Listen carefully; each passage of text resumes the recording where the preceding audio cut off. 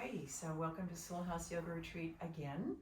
And we're going to do a class now that is going to be a Hatha Vinyasa-ish, focusing on the hips. We have a short segment on our YouTube, a very short, maybe 7-minute segment for the hips, and this is going to be a full class.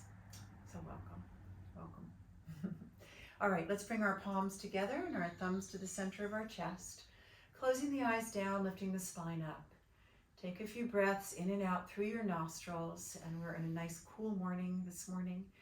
So feel that breath coming in and out as we feel the air moving in and out of the nicely ventilated yoga studio, coming in and out through the nostrils.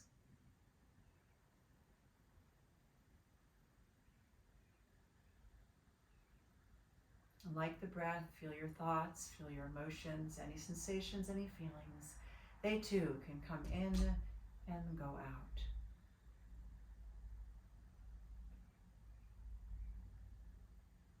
And we'll start with the vibration Om, always a nice way to go into our practice, that universal, eternal sound current. All right, so let's do that on our next exhale. Breathe in through the nose.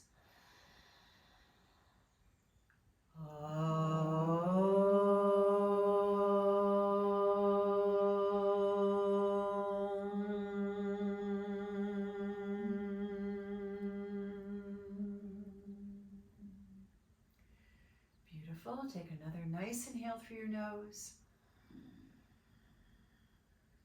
And as we breathe out, just release the hands down onto your knees. Now the palms are facing down, and one thing we want to do through our yoga practice is develop sensitivity and awareness. So feel the awareness of your hands, palms down. There is a groundedness and a weightedness to that. If you have your palms up, you're more receptive, but we're going to use this hand position in a moment. So I'm going to invite you to keep your hands just gently resting on your knees and feeling the weight of your hands, the groundedness in your gesture. So if you're sitting like this and you need grounding, this is a good choice for your hands.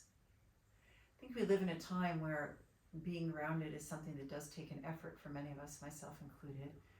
And so knowing what can help us be more grounded, just simple things, very useful. So holding on to those knees gently, we're going to start to draw a circle around from the waist.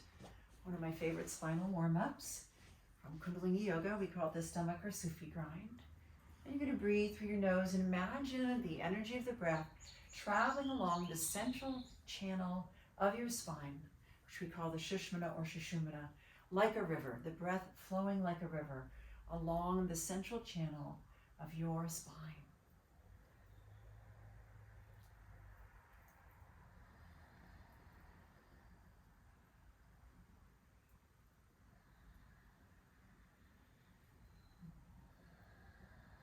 Wonderful. Let's go the other direction.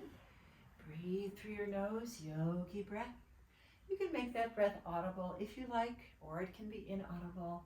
Simply be aware of it. This is a nice practice, the breath, and it comes into our yoga practice so that we can take it out with us. We can always have that breath with us wherever we are to help us in the moment wherever we are.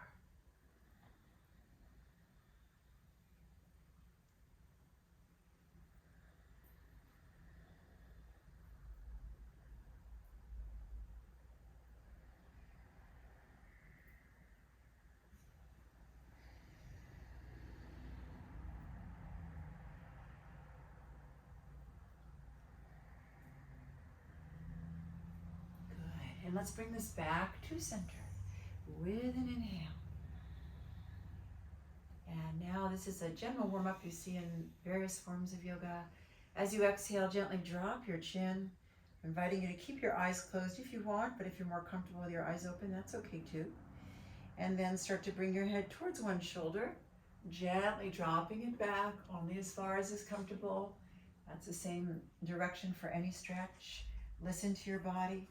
And just roll that head around. Nice circle around, stretching the neck and throat. So I call this head roll, some people call it neck roll. You are definitely affecting the neck. Not sure if it's actually rolling, but it is stretching. I guess it's just a matter of how you envision that.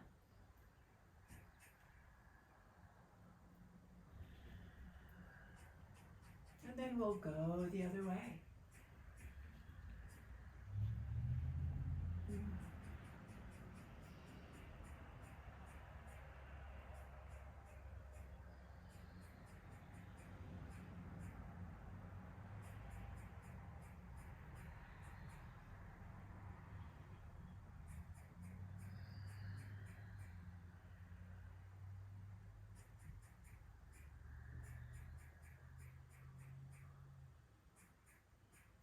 Bring your head back on top of your spine. Inhale. And exhale. Good. When you let your eyes float open, let them float open. So that when we're in yoga, we want to think about what we're doing with our eyes. So let's just take a moment to focus our eyes right out in front of us, lacking intensity, no intensity. So if you're an animated person, which I am, sometimes it's really challenging to relax the face muscles, the 40 plus face muscles, to relax the eyes. When people are very nervous or lying, they will blink a lot and they're feeling very emotional for whatever reason.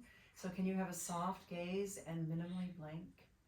The breath will help you to minimally blink because as you strengthen your nervous system, you won't have this nervous twitches, which includes in your eyes. In yoga, we say that eyes are very close to or part of the brain. And so the brain and the mind are both very related. We're focusing our mind by focusing our eyes, and we're also helping our brain. So it might even be part of the brain. I did hear one doctor one time say that. So whatever it is, the eyes are very important. They help us mentally focus, but also mentally focus on our physical asanas. Okay. So now thinking about the hips, we're going to go ahead and bring the soles of our feet together.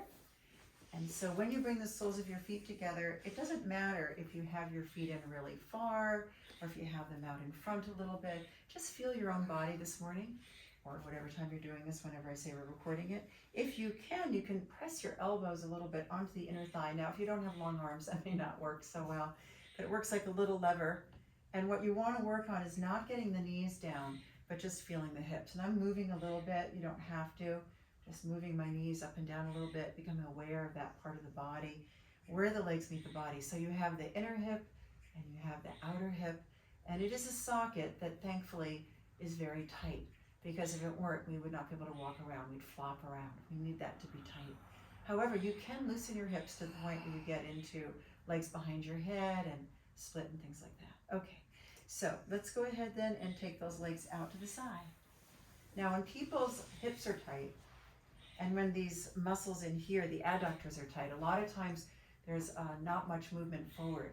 So you want to feel that this movement is from the pelvis, right? I'm going to have us come forward. And if you don't get that much movement from your pelvis, like Ajit wisely has, because she has some hip issues, she's up on quite a stack, right? So you can be up on blankets, you can be up on a block, because you do want to get some movement forward. And so whatever your movement forward is, it's not from a rounded back, right? And coming like this.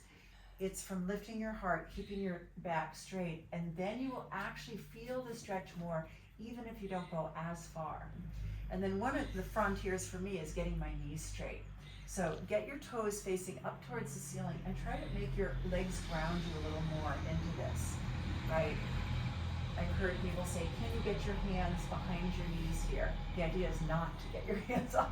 Good, so a lot of people, corrected this here, right? And so now what? We're more grounded.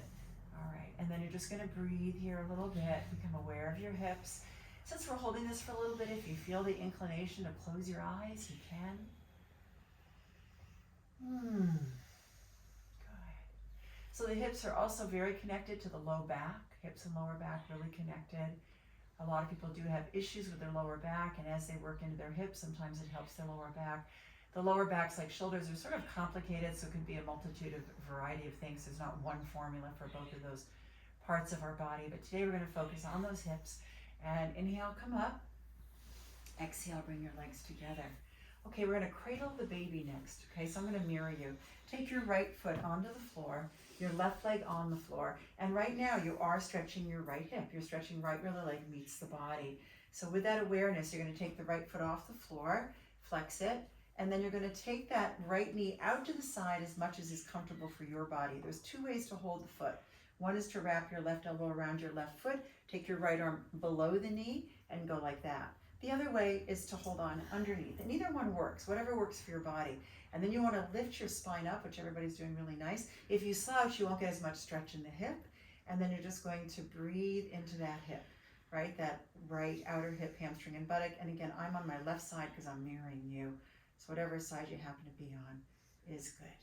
Great, so feeling that part of the body.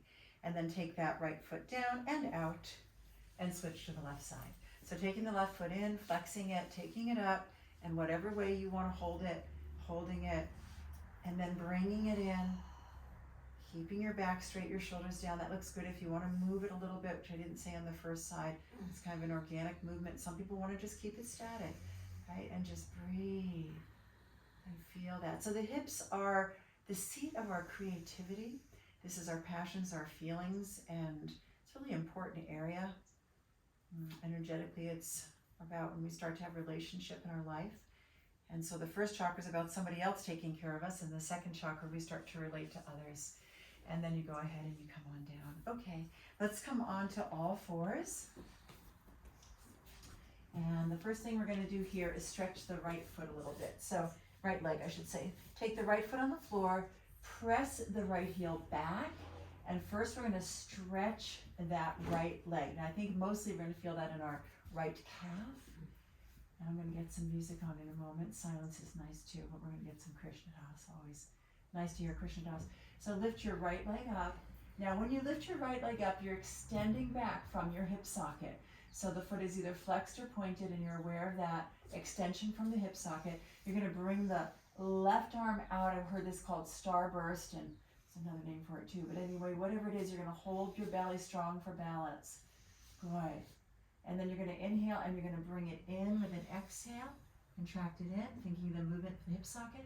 Inhale, extend it out. That back left toe can be bent, or toes can be bent or flat, and mine bent, more stable. And exhale, come in, and then I'll flatten them for the last one. Those left toes, you can do it either way. Inhale, extend, and exhale, come in. Good. Now, back to hands and knees, all fours. Take the left foot back. And again, think of the connection of the leg right into that socket. This is not so much a hip socket stretch, but it's thinking about that connection of our leg to the body. And breathe. Good. Now lift that left leg up. You can flex or point, whatever you want to do with that foot, and reach the right arm forward for a moment.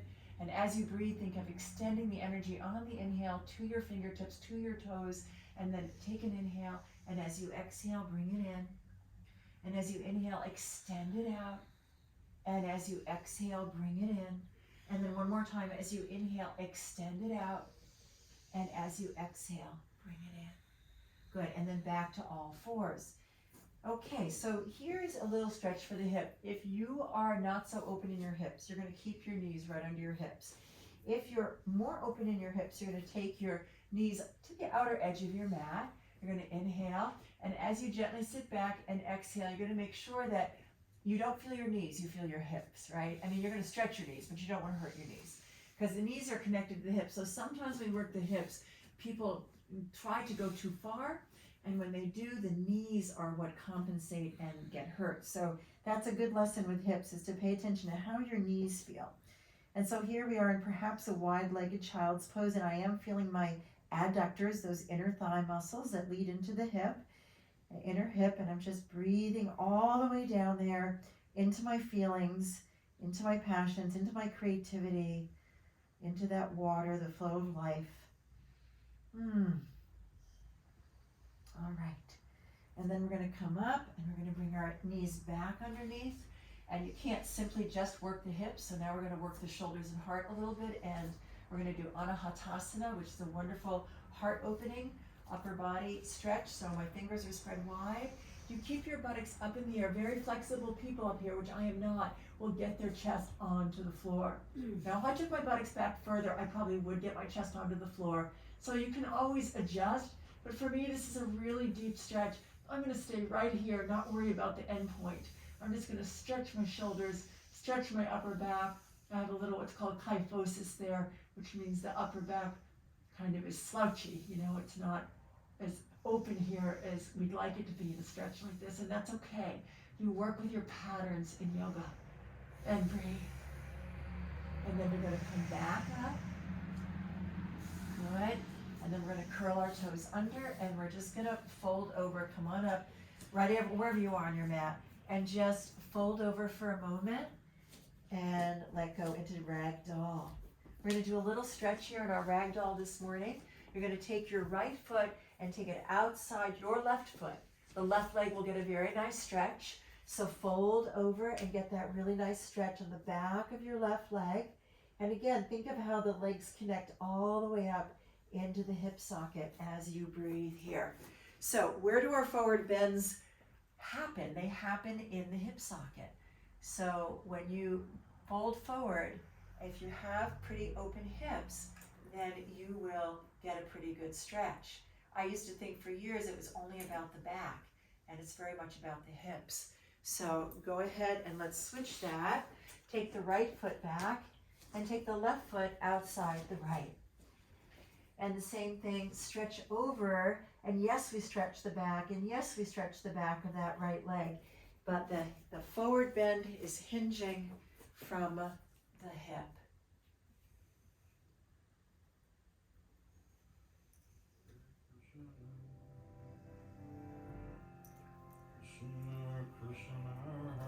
Great.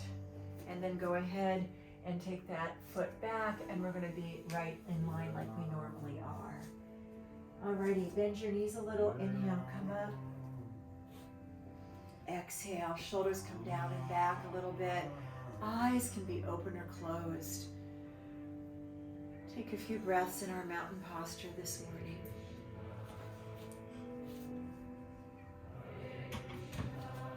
Good, and now we're going to open our feet a little wider than our hips, and we're going to pretend that we have a hula hoop so that you can feel your hips and move in them. Become aware of your hips. Have awareness in your hips. Now, some people shut this part of their body off because they associate it with sexuality. And so that's one aspect of here. But we need this to be fluid, right? So whether you're doing Shavasana, you don't want your legs tight shut, or whether you're doing yoga, you want to know that this is a part of your body where your feelings originate, and that it's really, or we were originated as creativity, creative life, and then go the other way. And allow that part of your body to feel fluid, not rigid. Fluid, not rigid. We don't want to be ice here. We want to be fluid like our rivers and our lakes are right now in the summer months. So be fluid in your hips.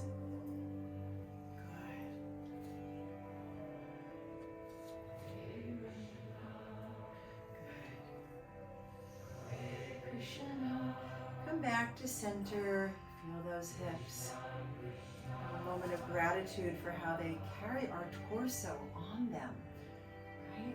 Okay, we're going to come to the front of our mat, and you're going to take your palms together, and you're going to have your thumbs at the heart chakra, which is the center of the chest, right on the spine. The chakras lie on the spine. And we're going to take a moment to set an intention, an affirmation, or a devotion to offer our practice. Whatever that means to you, just take a moment.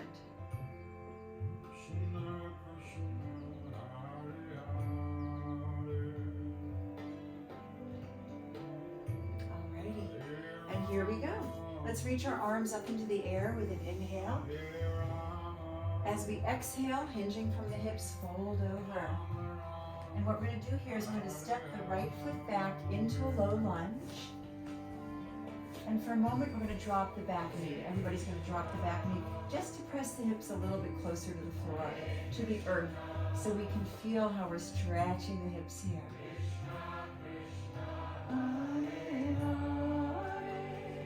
All right, and then what we're going to do from here is you're going to straighten the left leg, keep the buttocks up in the air. You're not sitting back on your right heel. If you need blocks under your hands, take them. Stretch over the left leg again, another forward bend. Another stretch from the hips, another bit of awareness in our hips. And we'll take a little twist here, because again, we're not going to just stretch the hips. So take your right hand outside your left leg and take that twist. Breathe. Good. Great. And now take it back. And we'll go ahead, those who want to can take the back knee off the floor.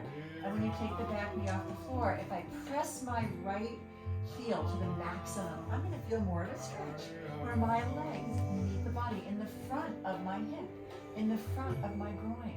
Okay, and we're going to come back to plank position. Inhale, come back to plank, body straight and strong. Push your heels back, pull your belly up. Feel a width across your upper back, your shoulder girdle. Push the earth away with your arms and make sure your fingers are spread wide. You want to work against gravity here. It's wonderfully isometric. And now inhale. As you exhale, drop your knees, child's pose for a brief moment. This time you don't have to open your knees up. We're not going to stay here this long, very long. So pull the tailbone back, reach the fingers forward. And we're going to come forward into Sphinx Cobra or Up Dog. I'm going to do Ashtanga Namaskara to get there. I'm going to inhale, take my nose, then my chin, then my chest. On the floor for a moment, elbows back, legs up. Good. And then I'm going to inhale. I'm going to lower my hips down. Exhale to get it nice and gentle today. Now, Cobra, my elbows are off the floor, shoulders down. If you have your arms straight in Cobra, make sure that your shoulders are not climbing up to your ears. More important to keep your shoulders down so your neck can be soft, right? And you get all tight neck if your shoulders are up. Sphinx, you'll be on your forearms. I'll demo that briefly. Stay there for a moment. Breathe. This is really good for strengthening the spine, spinal health, and the back muscles. Okay, downward facing dog, Adho Mukha Svanasana, curl your toes. Inhale, come up, pull your tailbone back, pull your belly in. Take some nice breaths. Now in Vinyasa, they like to pedal the feet. And guess what? That's working your hips. So if you pedal your feet right now, you're gonna probably feel that little stretch where your legs meet the body. That's what we're looking for. If you want to make more of a stretch here, you can take your left knee over, which I'm demonstrating in front of my right leg, and I just get more of a lateral stretch on the side as well. These are choices. You can stay static or you can move, becoming aware of where your legs meet the body. If you want to stretch your hips, move. Okay, so now we're going to take the right foot forward. Inhale, step walker assist your right foot forward. Exhale, drop the back knee. Again, as much as we can, we're going to press our hips down towards the earth. Back toes flat or curled. And then we're going to straighten that right leg. So take that right leg, straighten it. You might need your hands on a block. Keep your buttocks up in the air. Stretch over the right leg. Breathe over the right leg. Yogi breath. Inhale this new moment. Exhale the old. Let it go, let it go, let it go. Ready for the twist. Take your left hand outside the right leg. Take a nice twist now. So when I take my twist, I feel my right outer hip, hamstring, buttock area more. So we are working that outer hip.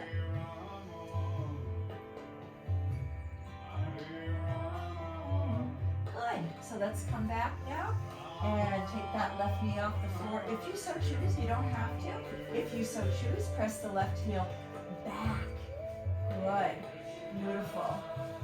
Now for those people, and really for everyone who I have a little bit of a bend up here, so for all of us, but for me, I need to think of that, taking my shoulders towards my waist, taking my gaze slightly forward. I don't want to round my upper back. There's a natural kyphosis there, but some of us have a little bit extra bend in our lower back, lordosis, or up here kyphosis, so learning your patterns is useful.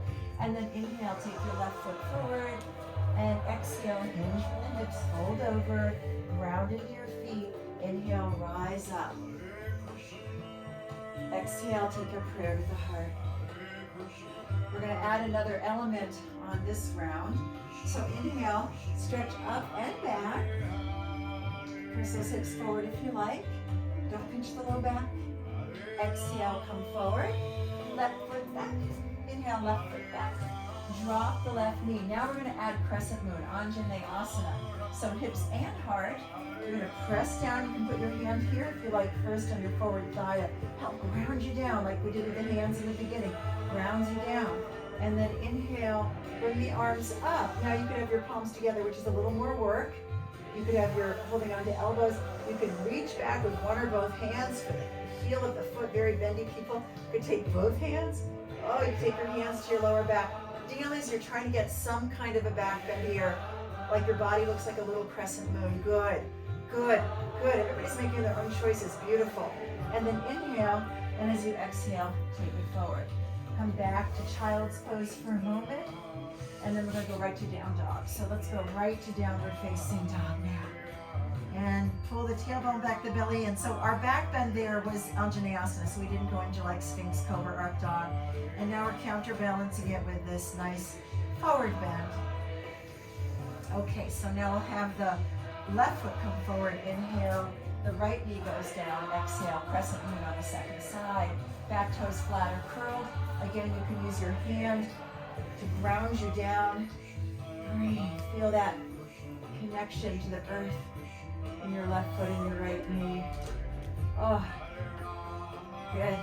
Inhale, reach your arms up. And play with those shoulders a little bit if you like. Breathe. Gazing forward, gazing up, soft gaze. Good. Inhale, as you exhale, come on down, stepping the right foot forward with an inhale, come forward. As you exhale, fold over. And now let's rise up with an inhale. And exhale, take a prayer. Good. Okay, so what we're going to do next is we're going to do a little bit of warrior stances because those are also hip openers. And so we're going to start with warrior 1 into warrior 2 today, very classic. So step your left foot back. Now, warrior 1 doesn't really open the hip that much except when you lower down. So you're going to bend the right knee. Look how my left hip is back here. I need to angle that left hip to try to make it almost match my right hip. Now, if I want more of a hip opener, I'm going to sit deeper into it. You often hear the instruction, try to get this parallel to the floor of the front thigh. That's quite a deep stance. You'll use your legs more. Engage your belly, lengthen your lower back. Good. Warrior 1. Bring your arms together, palms together or not, but see if they're even. If they're even, then your hips are probably in good shape. And then inhale, bring it up. You can have your arms a little forward like they do in Ashtanga, or here, or all the way behind your ears, and that gives you a little more of an upper back bend. And hold and breathe. Good. Let's move this into warrior 2. So inhale, open the left foot, watch the right knee. Sit into this as deeply as your hips will allow. Gaze over your forward fingers and breathe. Into those hips so you feel that stretch here where the legs meet the body. Good. Now we're going to do what I'm going to call flying warrior. Inhale, feet are parallel, arms are up. All right, we're going to turn to the left to our warrior 1. Exhale, turn your toes to the left toes. Right toes, make sure they're forward or in a little. And then we're going to go, whoops, sorry, my bad, I went to warrior 2. Take your right hip forward and go to warrior 1 first. Anna reminded me, thank you. And so raise the arms up and back. Good. And breathe. Jean, is that the first side for you? Are you on the same side? Because we're on the left. I think I'm on the first side. Hi, we're recording class. Did you want to come in? I'm done. I'll be right out. I'll be. Okay, and now we're going to inhale and open it up to warrior 2. On your exhale, good. And gaze over your forward fingers and breathe.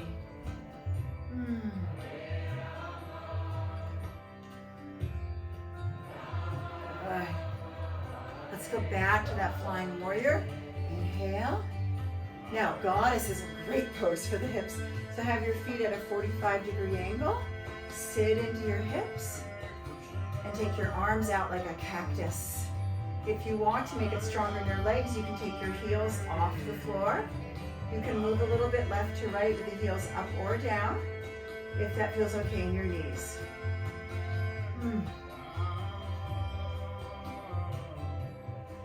Good. Sitting into our gaps. And now inhale, take your hands onto your thighs. Exhale. You're going to do a little isometric thing here. You're going to push the hand to the right inner thigh to get some resistance. That's going to help bring you over. Inhale, bring that right shoulder over to the left knee and look up and breathe.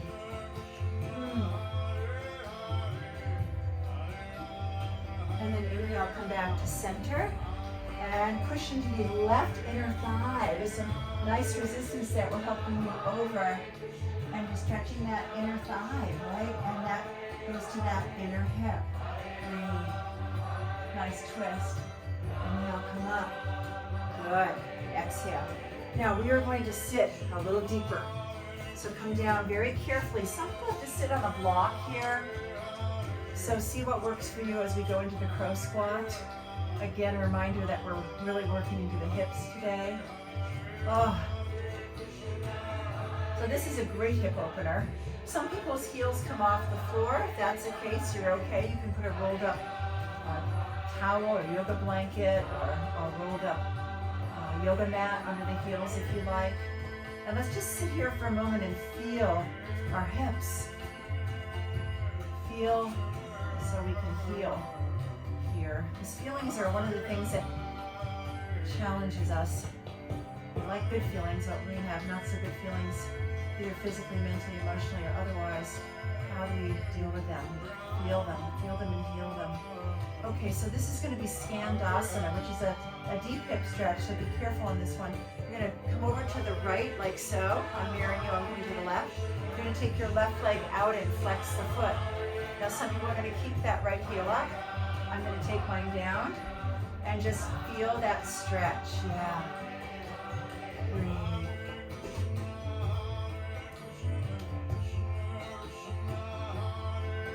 Skandasana, you can also do a bind here if you have a bind.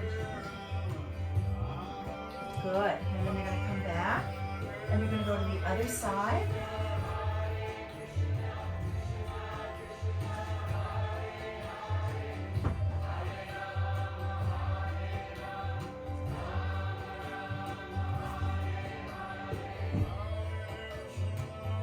Good. And then we're going to take it back to center. And I want to do just a couple more hip stretches and then we'll kind of wind up this hip portion. So come back onto all fours. Step your right foot forward. I'm going to start with lizard. So have your hands inside your foot. Now lizard is an interesting posture. Some people have their hands on blocks. Some people will have their left elbow come down. They'll be able to do that. Other people will have both elbows down. And those that are quite flexible will take their chest all the way to the floor. And there's more you can do with that too. So right now though, just see where you are and stretch your hips. And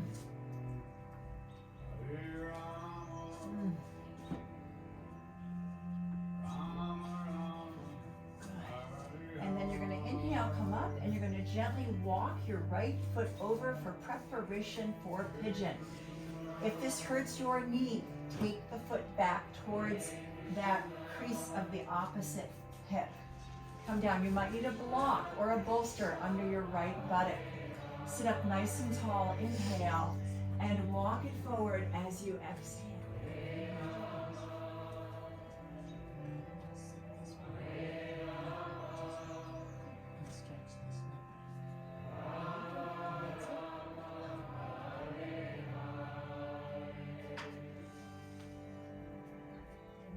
And then walking it back up, you will gently bring that leg back and switch sides. Okay, so you're going to take your other foot forward. Left foot forward, hands inside that foot. If you need blocks, take them. The first thing you'd place down would be the right elbow. Some people can only get that far, then maybe the left elbow, and then maybe even further if your hips are more open.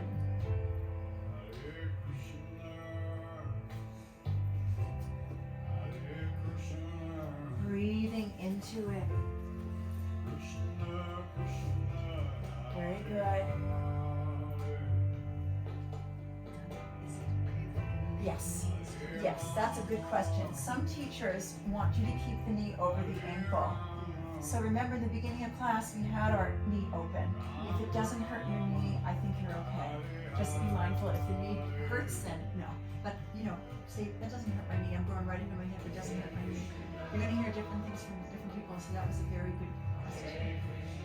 Yeah. And then we're going to come up, and you're going to walk it over. Now, when you keep things aligned gently, that's safer. Maybe not always, though. I've found with my shoulders now, when things are wider on certain things, it's better, not in headstand. But anyway, inhale, and as you exhale, lower it down. And carefully, remember, you want to pay attention to the angle of your left foot to your left knee. Pull it back if your left knee is pulling or hurting. And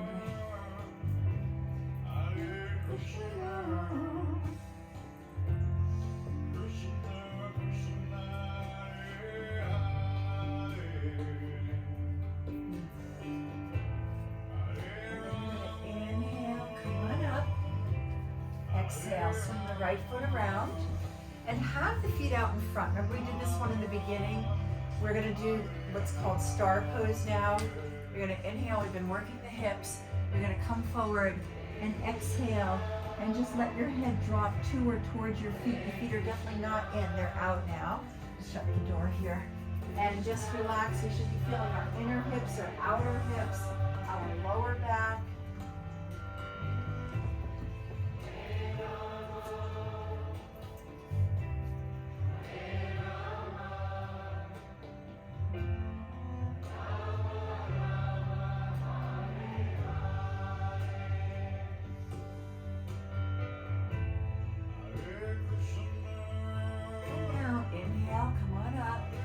Exhale and bring your knees together.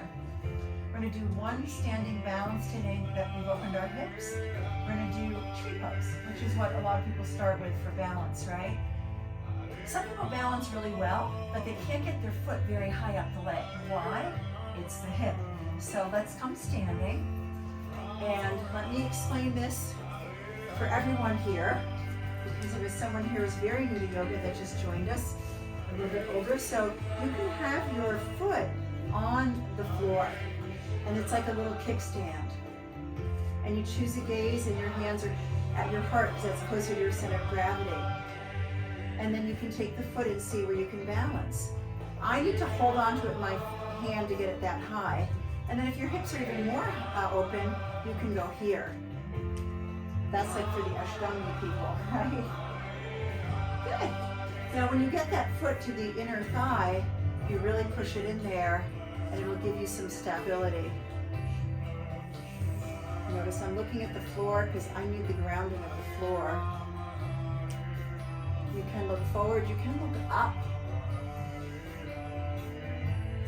Good. And now we can gently come out of it. That's really good. Now we're on a thick carpet here.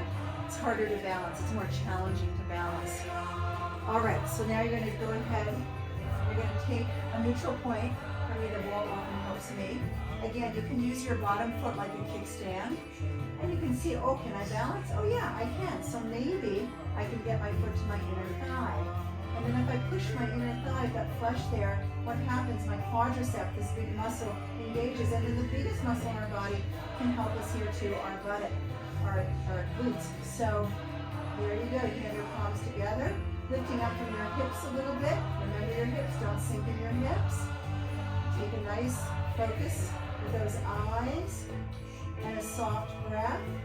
And as I come out of it, like a movie going backwards, I do so much better when I'm looking at something neutral, when I have the energy of people in me. It's so interesting. So, okay, there we go. So now we're going to look at a couple of things that are a little more advanced and kind of winding down our hip portion. And then we'll conclude this recording. But since we've worked up in our hips, I want to look at a couple of things. And one is Hanumanasana, and that is a split. So in order to do a split, you may need a stack of blocks, which we have here at SEWALL House, right? I will demo quickly with the Jeets blocks, and then I don't need the blocks. So, but I'll show you the way to do it even if you don't need the blocks that I like. So here's what you do. You take your back leg like this, your front leg like this, and you work it forward, right?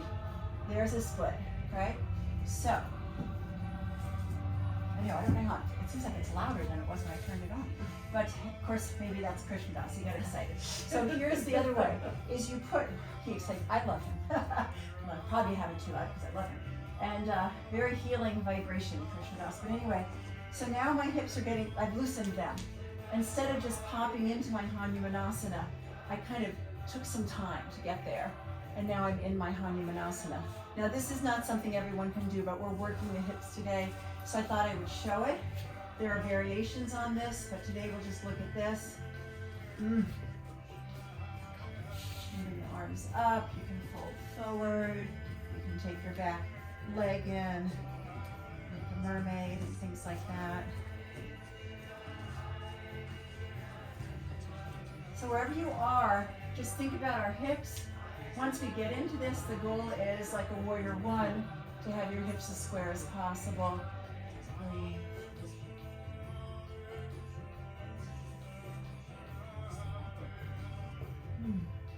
So the reason I'm showing these in this recording them for the hips is that with practice, the hips can get more open. I'm not an inherently open hip person. I was a runner in high school and college, so I'm tight legs, tight hips, lower back.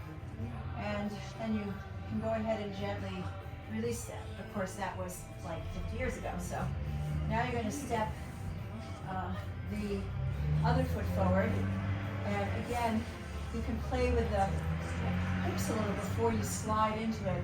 Definitely recommend props if you don't have a Hanumanasana. Definitely could have a stack of blankets.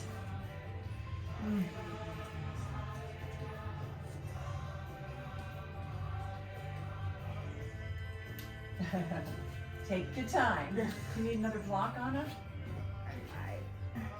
You're so close. You want to make sure that you got enough support. Yeah, I got it. You got it? Okay.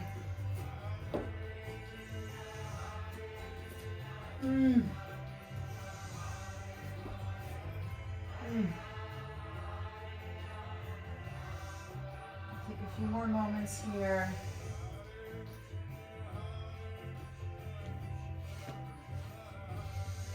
Ooh. All right. And we're going to very carefully come out of that. Take it very carefully. Now, what we're going to do next, we'll do one more thing, starting from Happy Baby. Happy Baby is a really well-known yoga posture these days. So you're going to come onto your back. People really like this posture. I find when I don't teach it in group classes, people do it anyway. That and pigeon, they do anyway. They love it. They love to stretch their hips. So let's come onto our back, hug the knees in, back of the head on the floor. I want to say a couple of things because we're going to play with this a little bit. If you do just one side, let's start with that. My left foot's on the floor, I take my right foot, and I take my knee toward the floor. I very easily get my knee towards the floor. I am tilting a little to the right. But if I did this with both feet, it's not going to be as easy. So we'll do one foot then the other. Oh, good, and breathe. And then you'll take that down, and you'll very carefully do the other. So take it in, take it out. Remember, you want to make sure, I think the knee will feel pretty okay here, because it really does go right into the hip. But for any reason you feel your knee too much, I know, like Anna, you said you're feeling a knee from your hike, don't strain anything. Now take them both up. So there, I get that one down. Now we take them both up. My goal is to get them to the floor, but nope, but it's so good, right? And some people like to rock their baby left to right. And if you do that, you could play a little game with yourself and say, can I tap the floor with my knee? Can I tap the floor with my knee? Oh. All right, now coming back to center, take your left foot back down to the floor. We're going back to our one-legged Happy Baby. However, we're going to go towards something more advanced, right? So Yoga Nidrasana, and Nidra needs to sleep, and I don't understand. I think yogis are supposed to sleep like this, would be kind of interesting. So you're going to take your right shoulder behind your knee. And even if you can't go any further, good. You're going to take your arm and go like this, and it's going to stretch. And then eventually, you may get your leg behind your head, and that is half of Yoga Nidrasana, right? Yoga Nidrasana is both of them. So work a little bit on that side first, and then when you're ready, take the right foot down. That was good on it. And then you take the left one up. It doesn't matter how far you get. The main deal is to do the stretch, right? So you're going to just use your arm to, yeah, and then you pull the leg back. And eventually you will get both of your feet back there, and you will have a Yoga Nidrasana.